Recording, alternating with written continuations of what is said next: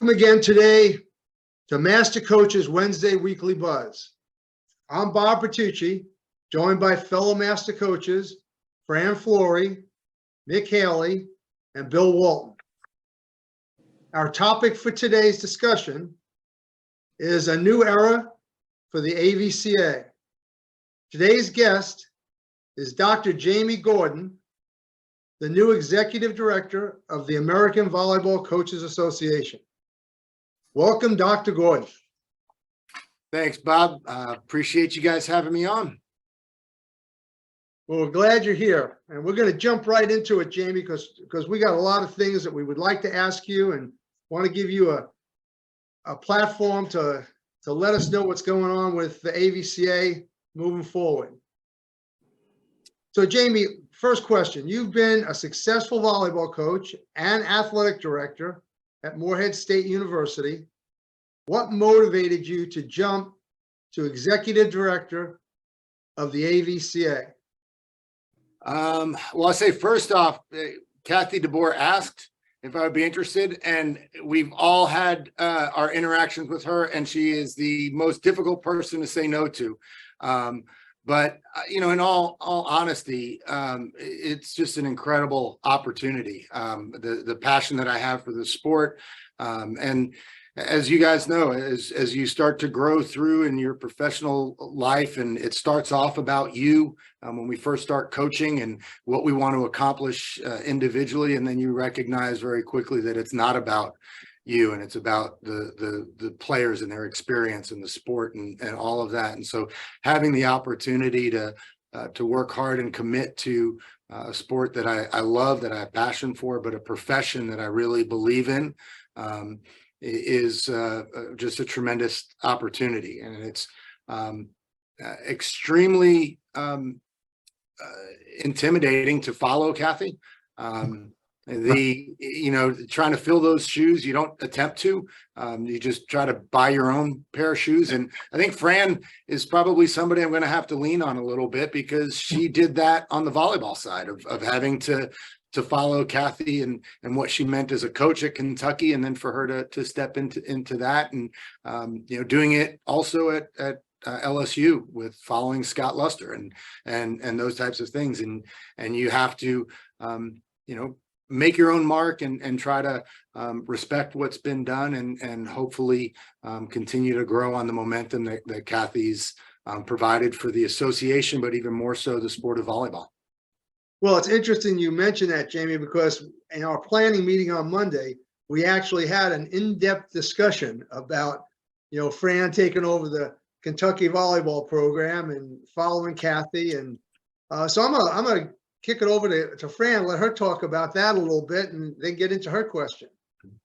Jaime, for sure. And the only thing I would tell you openly is everybody at Kentucky, when I took over for Kathy, said, well, Kathy wouldn't do it like that. Kathy wouldn't do it like that. And I learned to respect that and add to it, and then learn to make it mine. So I think you have a great perspective. And I am also one of those people that can't say no to Kathy DeBoer. She has meant too much in my life. And you being on my first staff at Kentucky, we've walked hand in hand a lot through this process, and super proud of your development and excited for you to take the lead on this. Kathy was really, really involved and a great mover and supporter for collegiate men's volleyball, right? High school as well. And we've just heard that the UIL is going to consider 2 items this coming Tuesday, apparently, regarding adding and sanctioning boys high school volleyball in the state of Texas.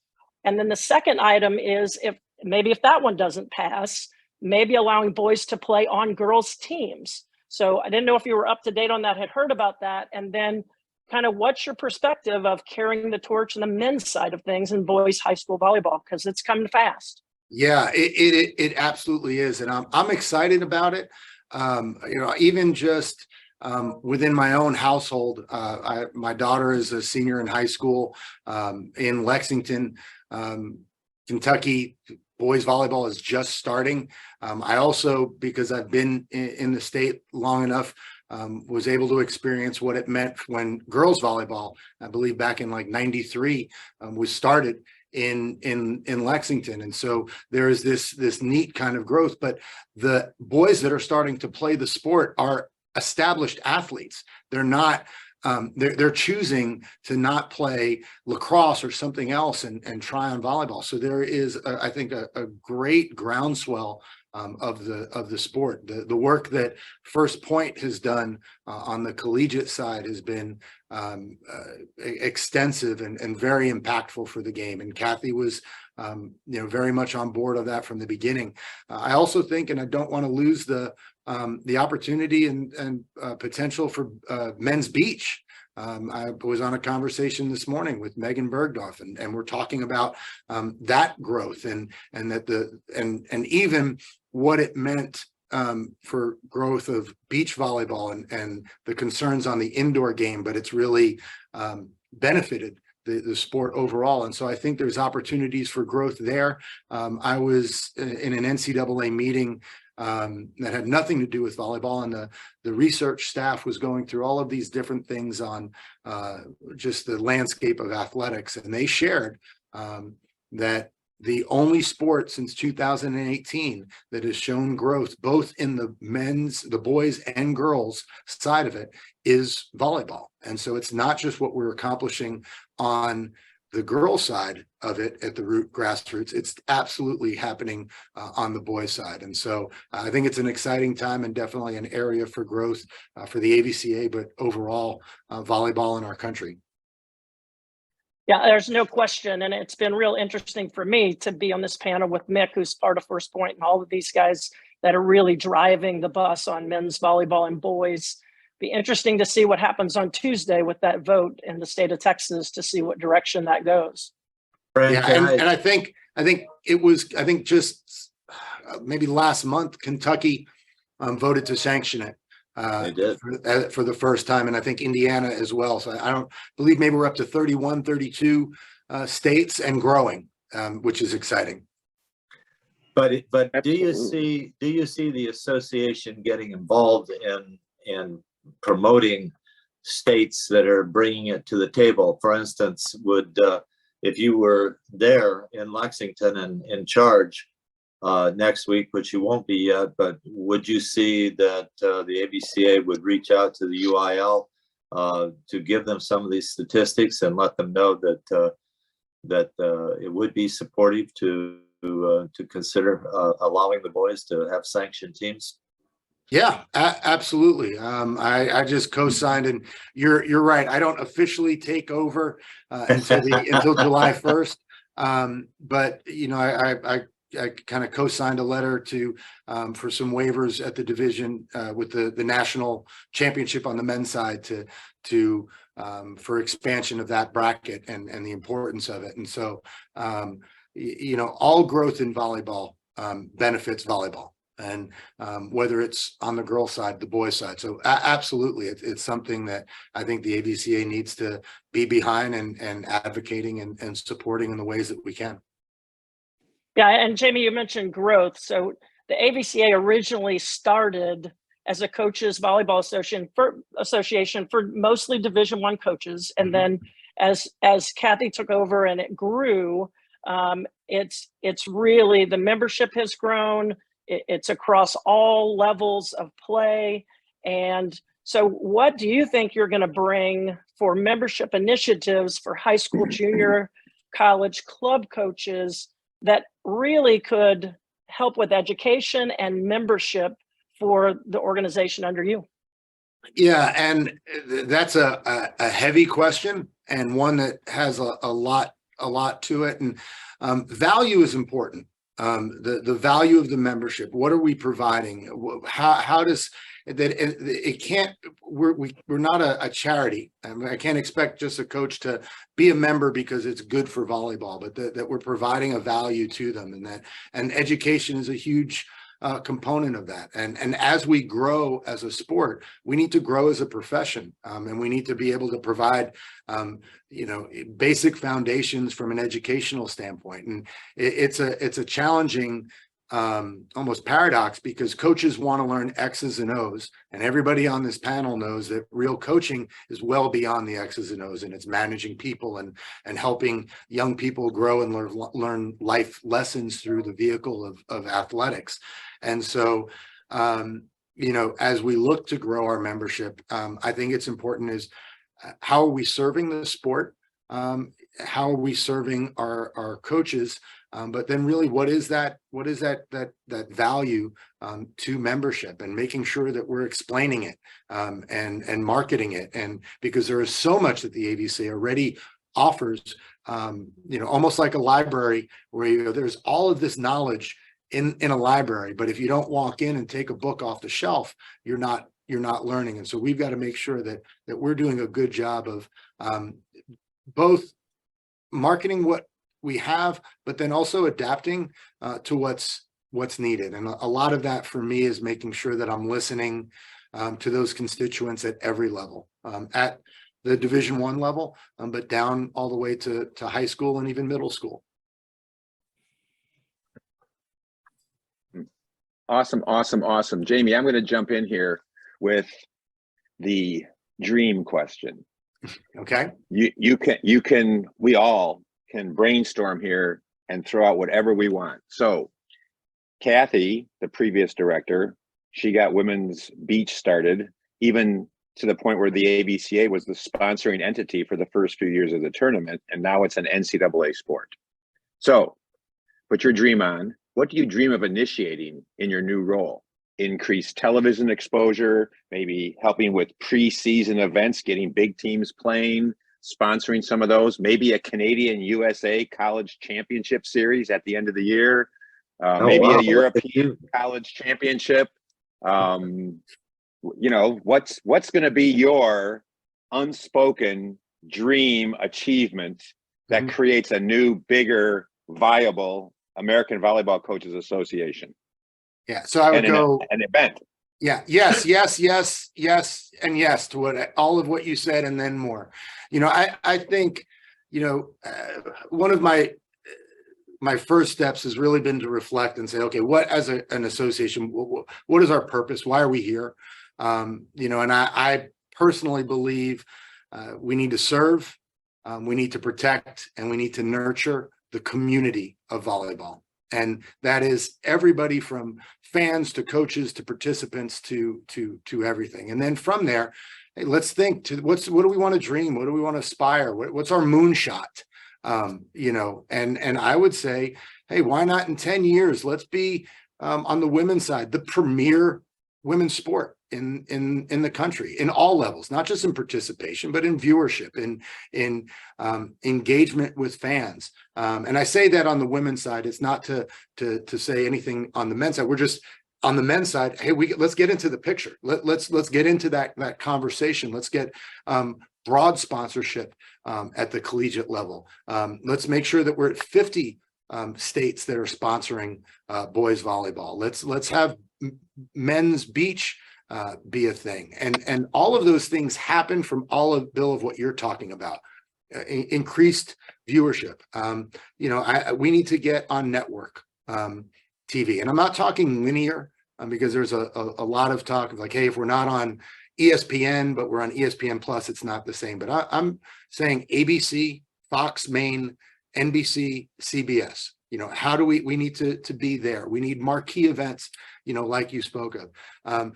It is amazing what is going to happen in August. I'm going to start doing my anti-rain dances here in Nebraska. for you know, I am confident they're going to have the most watched women's sporting event in the history of our country. You know, and it was the World Cup back in, I think, 99, and they'll surpass that. I have no doubt that community will embrace it. And that's incredible. And it's going to create momentum. But the question is what do we do with that momentum? And how do we get as much interest and engagement in that event? I mean, we're hosting the women's finals of the VNL in Arlington. And that is tremendous for our country. We've got to get beyond or around that and support, you know, everything that's happening internationally if we want this to grow. So yes, I've got some moonshots, but Bill, to your point, all of those types of initiatives are important. And I think one of the other areas of focus for me is engaging industry and business. They have to be on board with this as well. We need them to, the ones that are involved in our sport of volleyball. So your Gerflor and Terraflex and Sports Imports and Baden and Molten and Mizuno and ASICS, absolutely. But we've got to get and embrace industry outside that aren't in the volleyball space. How do we get a Toyota or a Maybelline or other large companies, a Coca-Cola, a Pepsi, to say, hey, there is reason for us to invest in that. And I can tell you, it is out there. There are companies and marketing, sports marketing companies that see the value and the potential growth in our sport. And we've got to, when they come to the table, be ready to partner with them and engage with them and help them in that process so that they're successful. So one little thing, but I'm all for everything. I eat everything on the buffet.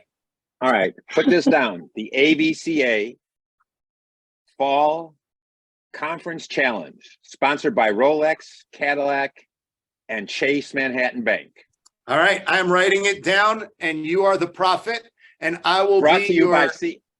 I will be your decide. I will go out and spread the word. Jamie, I was a little bit worried there until this last question. Boy, you got into it, and that's exciting. I totally agree with your views on where we need to go in that respect. But you're in a hard job. As many things as we can say about Kathy DeBoer and the good things she did, and we're all in agreement here, 100% support. She had some problems. She had some coaches thinking that AVCA was supposed to help them get salary raises. AVCA should have helped maintain that 13th scholarship that we lost.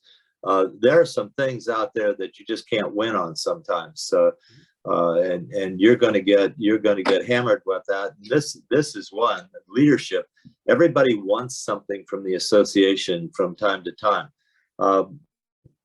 Recently, I was doing a clinic, and a club director came up to me and said, "What's the matter with the college coaches? Why don't they not take leadership in suggesting a limited number of jumps, a limited number of days of practice, a limited number of this and that?" And so got me to thinking about the show and saying, are those things that the association should be getting involved in? Or are those things that parents should be dictating?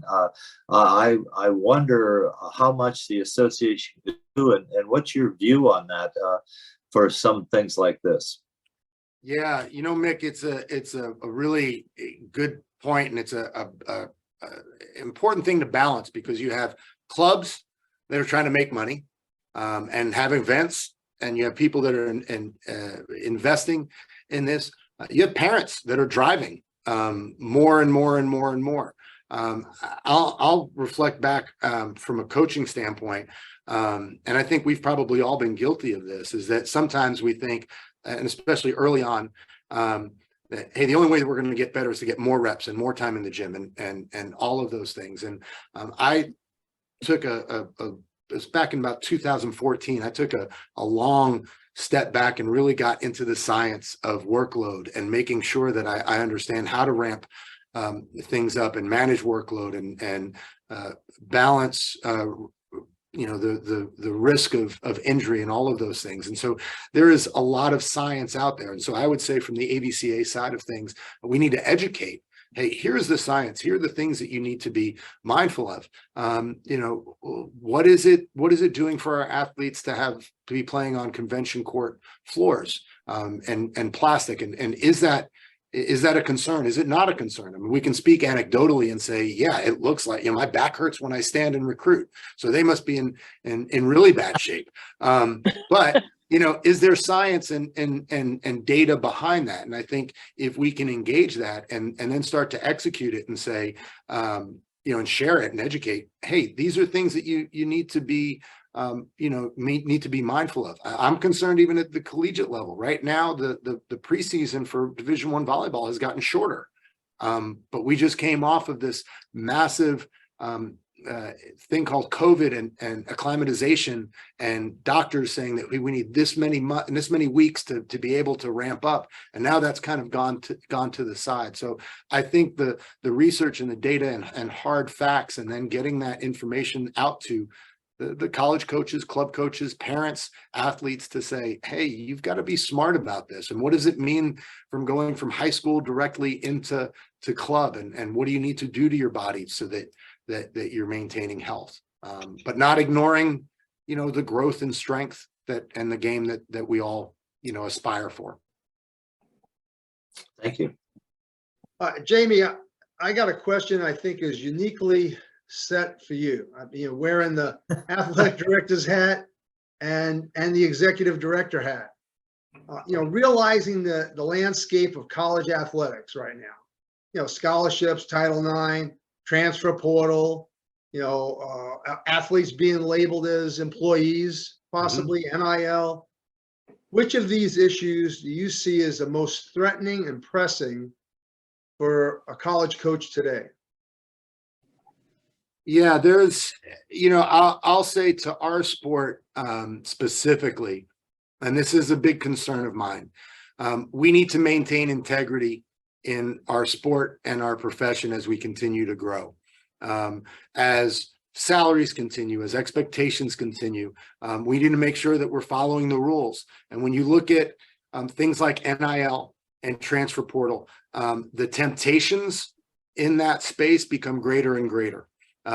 You become tempted to start to reach out to a kid who hasn't entered the portal and start tampering. There becomes a temptation there. And I think Fran, who just, most recently left, can probably relate that that's happening. It's not good. It's happening. And as we start to go into the NIL space, and it is not an inducement, it is an opportunity for student athletes to earn money on their own in their name, image, and likeness. Now I can say that and we can all kind of chuckle, because in basketball and football, it's operating in a very different way. But in the sport of volleyball, we can't be tempted to go in that same route. And so there's some concerns for our sport with everything that's happening in there, that we maintain the integrity of our reputation and what we are. And while we may aspire to move our sport towards some general popularity or investment that occurs in, let's say, basketball and football, I think we've got to be careful to maintain our own very unique path in the way that we accomplish that. Now, on the large scale of the threats to collegiate athletics, we have a new president in Charlie Baker, who I can tell you firsthand is a volleyball fan. He loves volleyball. But I think he is a good person to start to take on some of these challenges.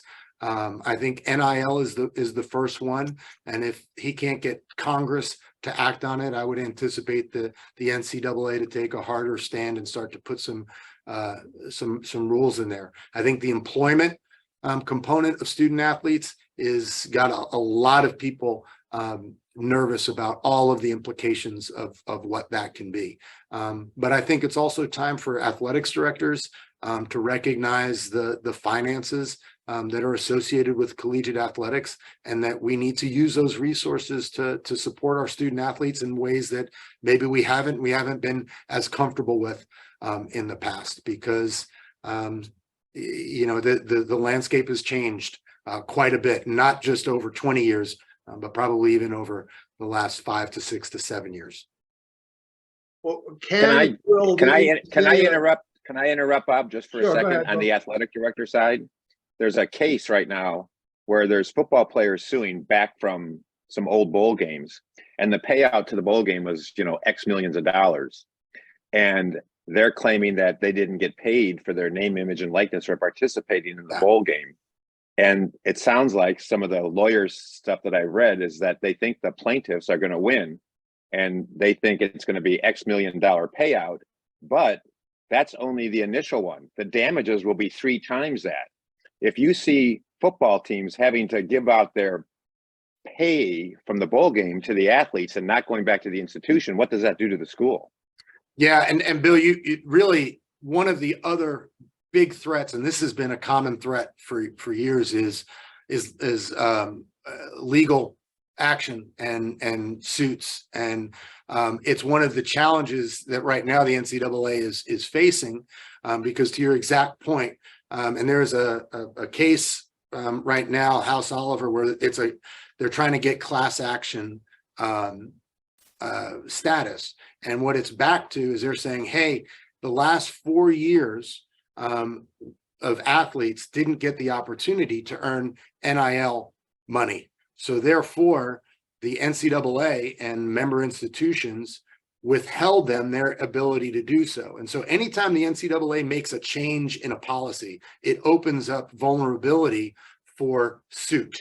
And to your exact point, Bill, hey, we didn't have the opportunity to do this. So everybody in the last 4 years, we want kind of our money. And so in the process of making meaningful change, and that's where, again, the lobbying to Congress is, can we get some legal protection so that every time we make a change, we're not facing another lawsuit referring to that change. And the other part is that we also need to keep in mind, when we look at an athletics department, I'll use the University of Kentucky, for example, because it's in my back door. Our overall athletics department under $200 million, but not by far. And probably before too long, it will be above that. And to all of us, we go, gosh, that is big money. They are really operating. That is huge business. It is. The University of Kentucky overall budget is $6.5 billion. We also need to keep in mind that we're a part of higher education and something still much bigger. And we become very familiar with our own space. And we are a very unique culture that athletics and academics are tied together with. We're one of the only ones that have that, and we need to keep in mind our place in that.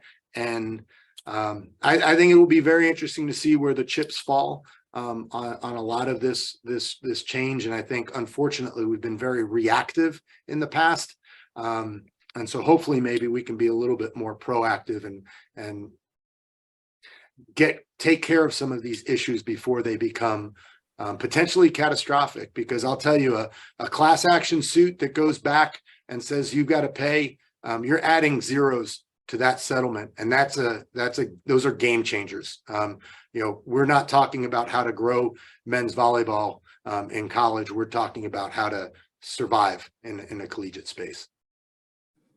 Well, Jamie, an easier follow-up question might be, how can and will the AVCA assist in developing strategies for this new future? Yeah, relationships. And I think that's one of the things that Kathy was fantastic about. It is a blueprint that I will continue to follow in those engaging in relationships and being accessible and saying that we want to partner. I've already reached out to the enforcement staff at the NCAA and have met in person with their vice president of enforcement to say, hey, listen, as we grow, we're here to partner with you. We're here to help and making sure that we're a resource when decisions are being made, but also a reliable advocate and lobbyist in there. I am hopeful that one of the plans of the transformation committee within the NCAA is to change some of the governance structure and to allow for sport oversight committees to exist. Currently, there is men's basketball, women's basketball, and football. They all have specific sport oversight committees. And then everybody else is lumped under one other. But the plan for new governance is designed to allow volleyball to have its own sport oversight so that it can be more responsive to sport specific issues. And I think once they get that into place, it will allow for a lot more adaptability and hopefully meaningful change when it deals to things like recruiting calendars or playing seasons or different initiatives that are very sport specific to volleyball. And I think there's in the draft of that, I think that committee would actually look to oversee both indoor, women's, men's, and beach. which I think would be significant wins for beach and men, because the sponsorship numbers for those sports wouldn't warrant its own oversight committee. So I think there's some things in play, but I think in this position, constantly being involved and accessible and advocating for the sport is going to be important. That's awesome. So Jamie, let's take it from now. We're talking about NCAA and overall governance. Now let's take it to the NCAA actual volleyball tournament, and how the AVCA can be a resource to continue to improve this tournament, the experience, the revenue, the television. You know, we all saw what happened with men's and women's basketball tournament when the weight rooms weren't comparable at all, and how the NCAA was chastised and social media went crazy on that, right?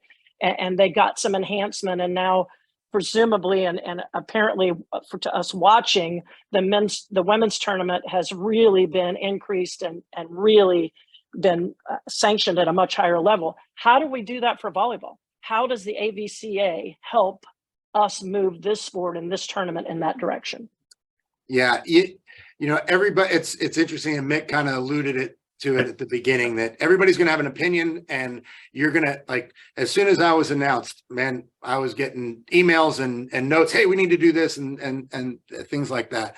And some of those are, hey, we've got women's volleyball, and women's volleyball is getting this, and we want to get what they're getting, and those types of things. And that is a strategy. It is not necessarily one that I subscribe to, because we are unique as a sport in the sense, and especially on the women's side, that we are not being drawn or pulled or on the coattails of any other sport. There's not a male counterpart that is ahead. There is a male counterpart, but it is not that, hey, we need this because men's volleyball has this, or we need this because it is. We're doing this on our own. And I think, you know, I'll share with you, I had a meeting with a marquee event company that wants to do something, and a network that wants to give a network window to the event. And we got some of the top coaches to do a meeting with them. And they had just finished working with some, and they do some basketball, very high profile basketball events. And after I got done speaking with the network and the promoting company, they were just blown away with how engaging the coaches were and how willing they were to work and things like that. And it made them want to invest and partner and do those things. And so I think we need to be very careful as we advocate for stuff, because I think we can get more by partnering and getting people to see the value versus pressuring and saying, hey, you need to do this, and shame them into doing it.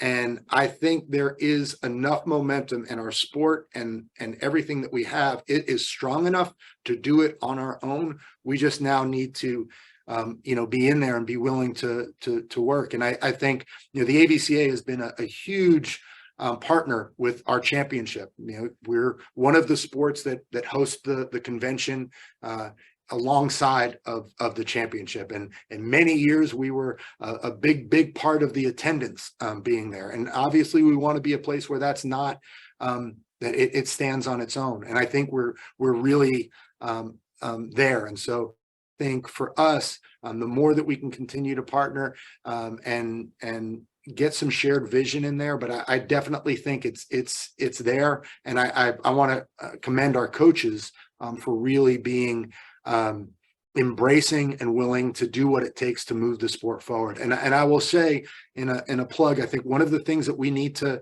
do is bring back conference tournaments, specifically at the Power 5 level. I believe the SEC has agreed to do it starting in 2025. When we look at what women's basketball just went through, and the Caitlin Clark kind of phenomenon that sort of hit, and everything that she did as an outstanding athlete, I think we need to recognize that narrative and that storyline started in the Big Ten tournament.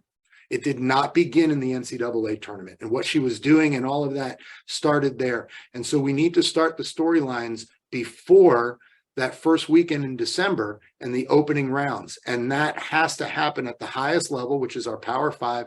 And by doing it in conference championships, it's something that I really think is important. And I know the competitive need for it and all of this other stuff, but when we start looking about putting our sport forward and how do we create some momentum into the championship, I think that's an area that I'd really like for us to take a dive into.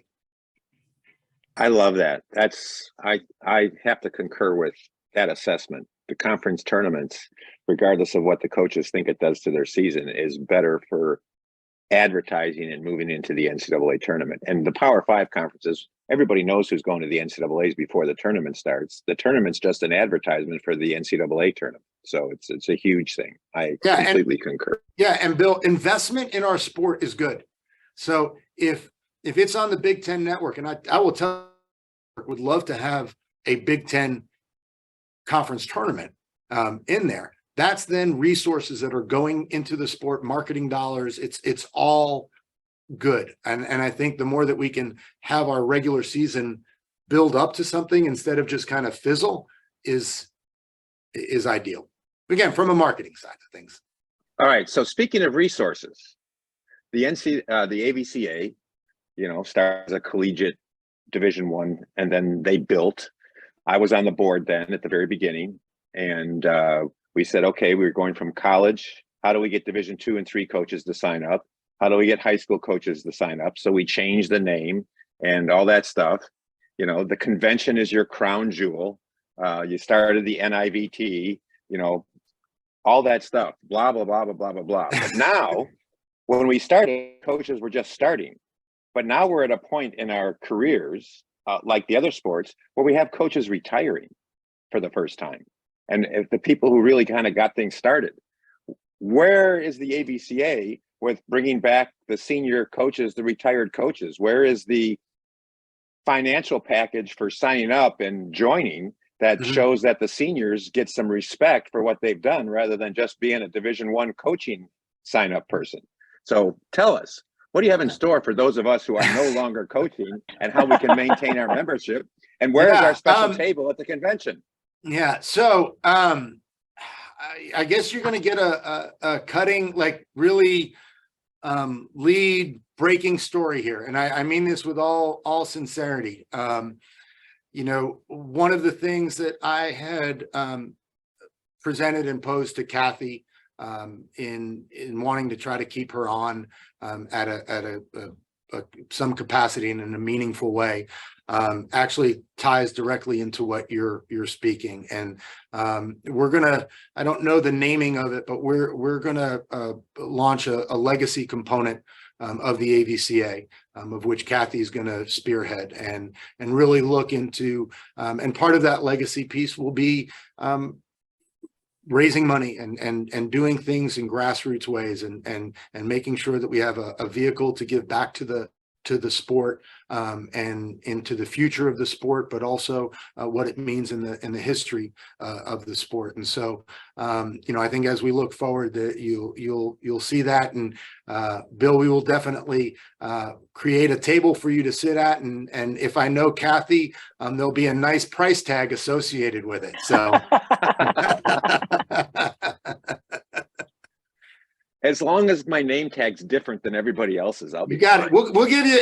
I think and actually that it goes back to the kind of the value of being a member, and absolutely we've got you talk about the population of retired coaches and keeping them involved, and I think that's important. And I'm excited about branching off into the pro side of things, and we've got to engage that coaching community as well. Of hey, we want them to be involved in here. So yes, we'll get you a special name tag. Mick too, because he's coached longer than all of us. Yeah, and I agree with that. I agree with the legacy thing. I have advocated that, had discussions with DeBoer on that for some time, because out of sight, out of mind is what happens to our retired coaches. And in other sports, you see them doing commentating for national basketball or football or whatever. You see them various places. They're constantly being brought back to really bring the rest of the new coaches and young coaches up to the present history of the sport, bring them to know where the sport came from. I think those things are so important. But let me get to my question because of that. As I said, when I asked my first question, everybody's going to want something from the association. And you see, we've just asked you about 6 or 7 things that we're interested in seeing the association. You've talked about things you're interested in, but how are you going to fund this? What our base, maybe you've told us the answer to this, but I'd like to have you be a little bit more specific. And I would like to send out a call to coaches listening that it is important that your assistant coaches are members of the AVCA. It should almost be mandatory. When I coach, my assistants had to be members of AVCA,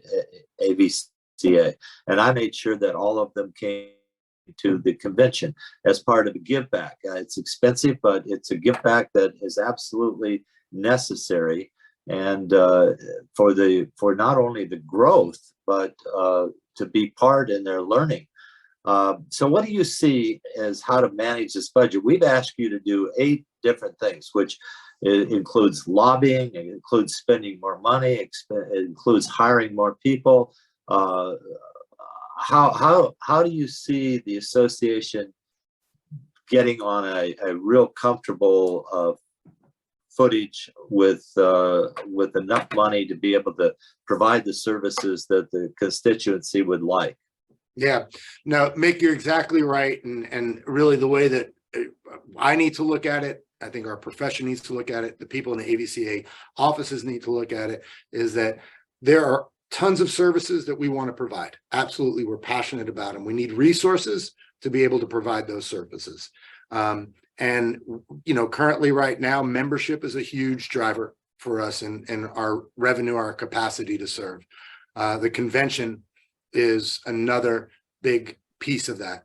We have our corporate partners and relationships with businesses. I do believe there's some opportunities of growth there. I definitely think there are opportunities of growth in our membership side of things, even to what you speak of, making sure that the people who should be members are members, and maybe people who haven't been members in the past can. And even how do we engage, you know, whether it be business, to say, hey, here's a population maybe that wouldn't normally get membership. How can we provide some of those scholarships to get them in, and then make sure that they have see the value of the association and being part of us?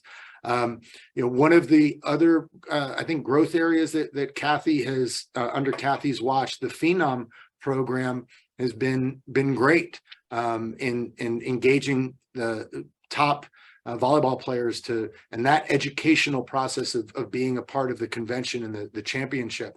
And I think there's some opportunities to grow there and even expand into what we're doing on the beach side and the men's side and the boys side, and expanding that Phenom program. Partnerships is very much a big piece in how I've operated as an athletics director. I think it's why we've been able to grow our revenue in areas that we hadn't historically. And so I think as we look at ways to do that, and it may be again in new ways that we haven't. And I think that's part of, you know, any type of aspirational place and dreams that Bill references.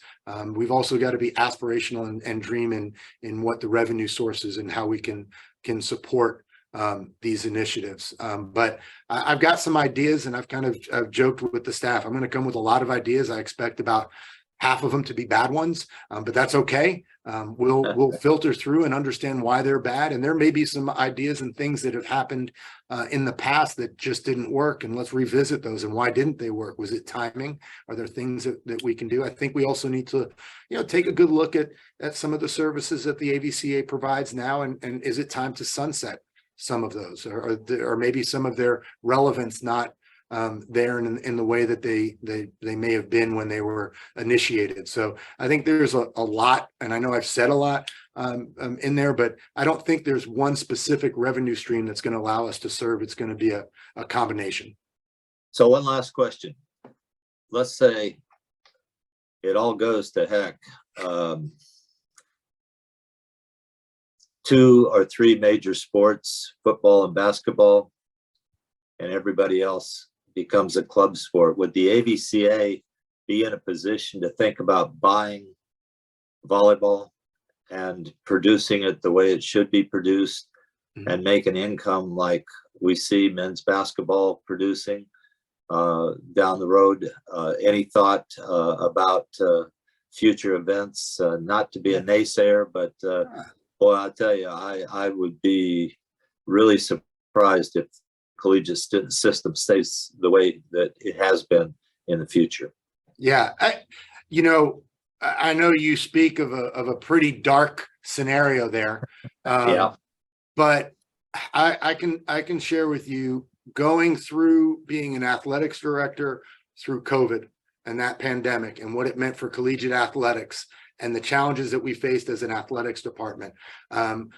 While there was big problems that we were dealing with, every day I was looking for the opportunity that was baked into that crisis. And so if what you speak of happens, absolutely, we're going to look and figure out, because the sport of volleyball is too big. I mean, it's bigger than college. It's big. It at the global side of things. And I don't mean to be speaking bad stats, but if I'm not mistaken, it's the 4th most popular sport in the world globally. So it's not going, and it's growing, and it's continuing to go. It's the #1 participation sport, team participation sport in our country. It's not going anywhere, but it may be in a different space. It may look like something different in 10 years. I'll tell you, the first person I'm talking to is Finn Taylor with Volleyball World. I've had an opportunity to speak with him. He is a incredibly creative and forward-thinking visionary in our sport. And so in that situation that you speak of, he's the first person that I'm calling, and I'm saying, Finn, let's get together. We got to figure this thing out, because it's going to be something different and not what we're used to. And any thought about Walton's suggestion of a Canadian-US championship? Yeah, hey, let's bring it all on the table. Let's get Mexico in here. Let's get it. Let's get it all in play. All right. I mean, heck, you look at Let's do it. All right, Jamie, listen, Really good. thank you very much for taking the time to come on to the show and answer all the questions that we posed to you. I know it's early in your tenure, but it's very exciting to hear some of the ideas that you have, and I'm sure you're going to continue all the good stuff that Kathy's done and beyond. Well, thank you. And I appreciate you guys taking it easy on me. I wasn't really sure. I was ready. I had a helmet in the back. I was ready to put it on, but no, I appreciate it. And I appreciate what you guys are doing and doing for the sport and trying to keep things relevant. And so I appreciate that. And I hope you will take my call in the same way that you took Kathy's when she rang. So. No All right, problem. absolutely. We're No here. problem, Jamie. All right. All right, Have a good great luck. one. Thanks. Thank you. All right. Thank All you, right, Jamie, very we'll much. transition now to our buzz reaction. All right, and why don't we go ahead and start with you, Mick, since you finished up there. Well, I'd be glad to jump in. I have to tell you, at the start of this interview, I got really worried. I thought, my goodness, is this guy going to be the great Dodger? Is he not going to answer a question? And then we hit on the 3rd question, and he let it all come out. And boy, was I excited.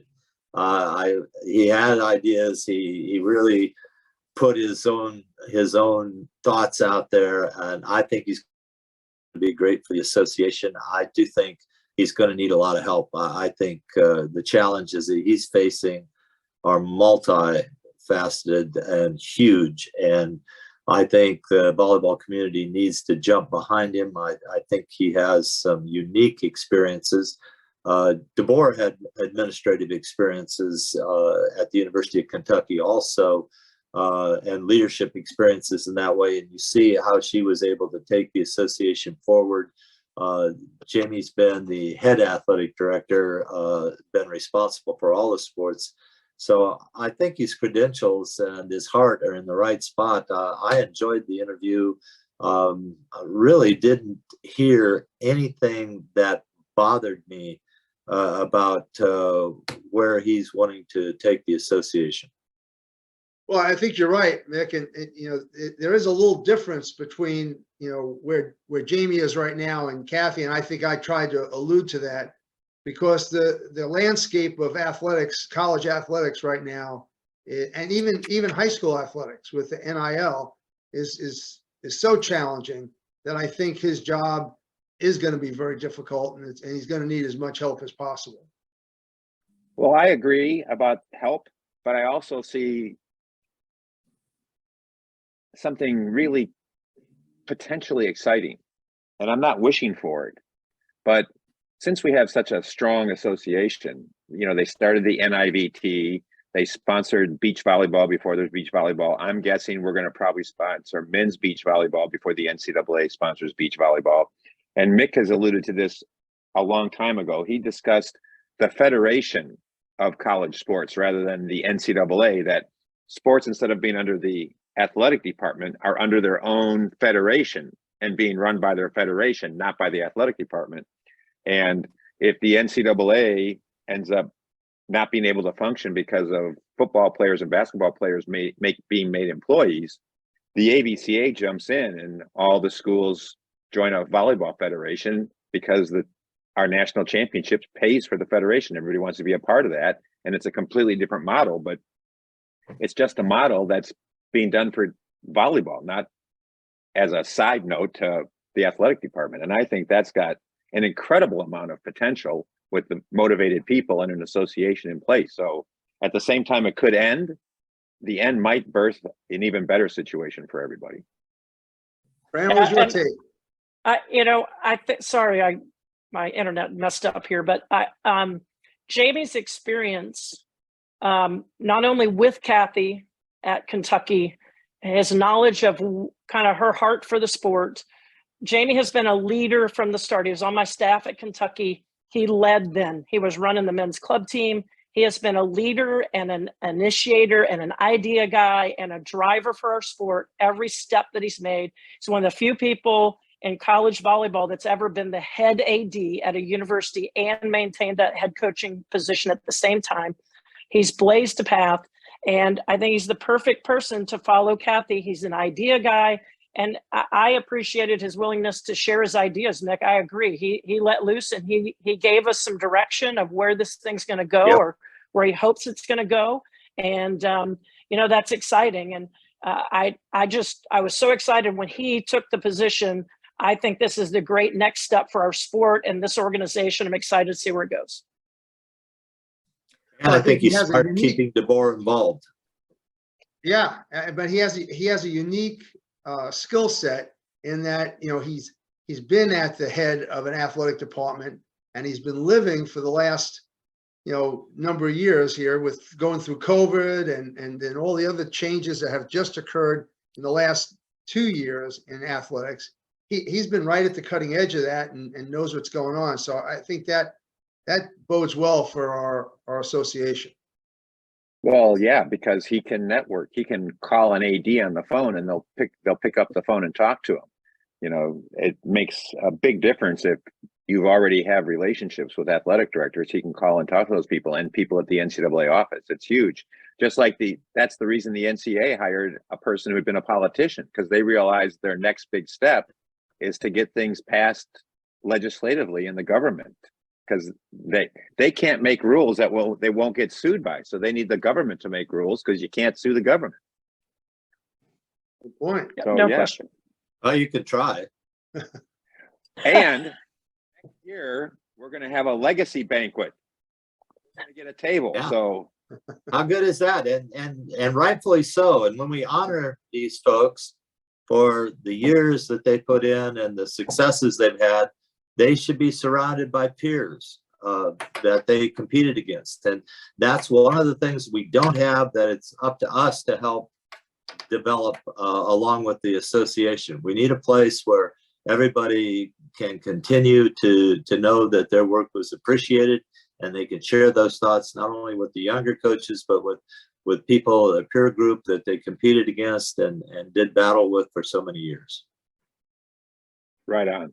And that's a good membership vehicle also. Absolutely. And along those lines, one thing we didn't touch on is just international volleyball and bringing in coaches internationally into the association, because there's no other association that really kind of delves into the education and the goings on of their sport. Good All right, call. you lead that one, Bob. Well, I think it's already started. They've had some sessions where they've had international coaches, and it's pretty well attended currently at the convention. And it was interesting to hear Jamie talk about the Phenom and how that he feels like that's been a real positive thing, for the association, because we're doing the college transfer showcase, and there's no reason why that can't develop into the same kind of program that the Phenom program is right now, and become another positive thing for the association. But can we So double our speaking to- size if we double our men's programs? Sure. I mean, Can we double our size? You mean the membership? Yeah, can we, if we get the men going the way we have the women going, don't we double our size of our association? oh, We do. absolutely. And the first driver for the Yeah. men's getting into the AVCA will be the high school boys coaches Absolutely. And the clubs. and the clubs. Yeah, exactly. Those will be the first members. It's interesting you brought up, Bob, the clinic we did for the transfer portal kids. I was at a college coaches camp this weekend, not working, but all weekend till yesterday. And I was talking to a group of coaches, and I said, hey, the transfer portal is a big thing to you guys. Do you know last year we ran a transfer portal clinic at the AVCA convention, and all of our kids, the 114 coaches came, and all of our kids ended up transferring that came to the clinic. And not one coach, and these were all Division I coaches, not one coach knew about the transfer portal clinic, Showcase. and we're not aware of it. And so they all said, can we call you? So I gave my number to about 18 Division I coaches so that I could make sure that they get on the list for knowing about the transfer portal clinic next year. Okay. Yep. Saturday morning of the final match, transfer portal, Yep. Tampa, Florida. Yeah, Come that'll on be a down. huge asset, and people need to understand about it.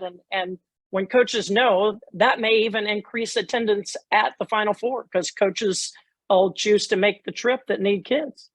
Oh, MasterCoaches got reduced rates at hotels for those people coming in Omaha. Bertucci did a great job with that. Oh, he's putting pressure on me now. Might be tough in Tampa, man. Yeah, you know that. But I think there's going to be a lot of people wanting to go to Tampa. Yeah. Mick and I have talked about that, and It's he's winter, afraid that- Florida. Let's go. Yeah. I mean, it's not in the middle of the Midwest, but on the other hand, it's not going to be cold. It's going to be beautiful weather. So Bob's taking over an apartment complex. Everybody come, jump into Bob's apartment complex. Be able to go to the portal. Sarasota's not far. We can all stay with Russ. Oh, There we go. There we go. all right, well, let's talk a little bit about next week. Hopefully we're going to, transition back to the pro game again. Hopefully having, Dave Winham from the Pro Volleyball Federation coming on, or Jen Spiker, or both. We also would like to have Love Volleyball coming on. They seem to kind of be, skirting the chance to come on and get quizzed a little bit. Well, I Okay. think you made the mention that they wanted to come on a couple of weeks ago, but I think they made their big announcement yesterday or the day before with, I think, 3 or 4 national team kids that are in the training gym signing a contract with the league, not a team, but with the league. And I don't know what that means. So we need to get someone on and find out, if a player signs with the league, how can you sign with the league? There's no coaches, there's no playing venues, there's nothing, but we own clubs and we're going to train at the clubs, and we've got 8 players signed, but what does that mean? Well, and the Pro Volleyball Federation has announced 7 of their sites now. They've announced new coaches and they've signed players. So we got a lot to talk about this week. I mean, that's exciting. I watched the setters that at least 4 of the teams have picked, and they're all good. So this is going to work out for Pro Volleyball Federation. Still to be known is what League One is really up to. Are they starting in 24 or are they starting in 25 like they said they were? There's a lot of rumors out there, so we'll try to get them on, I think. But we know we're going to have Pro Volleyball Federation on. They've got lots to talk about, especially with Kerry Walsh owning a team in San Diego. And Yeah. the rumors You're out gonna- there right now is that the champion of the league is going to win $1 million. Oh, even better. I like that idea. And Mick, you're gonna give us an update on the men's VNL when you get back, right? Yeah, I'm in Ottawa right now, getting ready to go to USA Netherlands at 4:30 this afternoon, and that's going to be exciting. We've got Italy here, we got Brazil, we got Canada, we got Cuba. We've got 8 good teams. 8 good and, teams, yeah. yeah, it's exciting. Ottawa's all decked out for this thing, and everybody's excited up here. All right, And well, Rise, this morning, Rise announced that he got Simone Abbott out of the Italian league, and Kayla Caffey off of Texas is going to go play for Grand Rapids.